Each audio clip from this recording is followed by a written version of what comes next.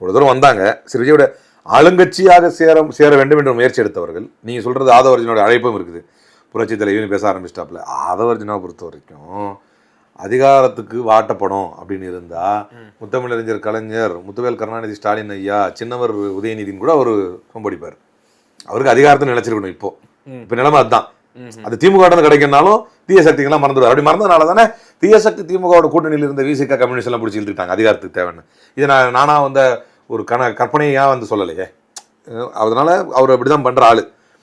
அதனால இப்போ அவங்களாம் ரெடி தானே. ஏடிஎம்கேவோட என்னைக்குமே வந்து அவங்க வந்து டைலாக் வச்சுக்கிறதுக்கு ரெடி, ஏடிஎம்கேட ஆட்களை உள்ள எடுக்கிறதுக்கு ரெடி, ஏடிஎம்கேட இடத்தை ரீப்ளேஸ் பண்றதுக்கு ரெடி ஆயிட்டாங்க. ஆளுங்கட்சியில் இருக்கிறாங்க. எல்லாமே ஓகே இருக்கு அவங்களுக்கு. எல்லாமே ஓகே இருக்கு.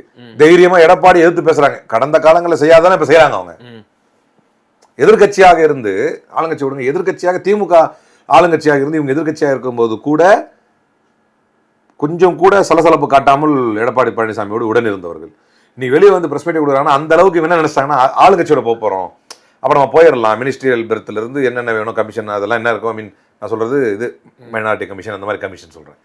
அதெல்லாம் வாங்கிக்கலாம் அப்படின்னு சொல்லி அவங்க முடிவு எடுத்துட்டு வர்றாங்க.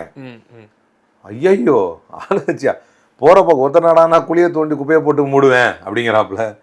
இன்னொருத்தர் நாடானா இந்த பாக்கெட்ல இருக்கிறது 15ஆம் தேதி தான் பேக் பண்ணிங்களான்னு என்ன ஆதாரம்னு பாக்கெட்ல இருக்கிற 15ஆம் தேதியே கட்டி கேட்கிறாரு. இதெல்லாம் பாக்குறப்ப இவங்க அமைச்சர்களா இருந்தவங்க வெட்டரன்ஸ் கம்பேர் டு டிஎம்கே சற்று குறைய 2 பேருக்கும் எல்லாமே அனுபவ ரீதியாக இவங்களோட செயல்பாடுகள்லாம் பார்க்கும்போது இந்த 5 ஆண்டுகள் நீடிப்பதே ஒரு சந்தேகம் அப்படிங்கிற ஒரு மனோநிலைக்கு இவங்களே வந்துட்டாங்க. ஃபியூச்சர்னு ஒன்று இருக்குல்ல, 5 ஆண்டு நிலைக்கிறான் இல்லைங்கிறது அப்பாற்பட்டது, அது தெரியல, ஹைப்போதெட்டிக்கல் அகைன். பட் ஃபியூச்சர்ல வந்து இவங்க ஏடிஎம்கே ரீப்ளேஸ் பண்ணிடுவாங்க அப்படிங்கிற முடிவுக்கு அவங்க வந்த போது தான் வந்தாங்க. ஓகே, இந்த 15-20 நாள் அவங்களும் அனுபவசாலி முடிவு பண்ணிட்டாங்க. இது ஏடிஎம்கேவே இல்லை, தன்னையே கூட ரீப்ளேஸ் பண்ணிக்காது இது, இந்த கட்சி இது நிலைக்காது, ஓகே, இது வந்து கோமாளிகளின் கூடாரம் அப்படின்னு அவங்க முடிவு பண்ணிட்டாங்க. அதனால they have decided to return back. அது எடப்பாடி பழனிசாமிக்கு அவர் எடுக்கிற அரசியல் முடிவு சாதகமாக வருதோ இல்லையோ வரலாறுல, அடுத்தவன் எடுக்கிற முடிவெல்லாம் அவர் சாதகமாக வரும்.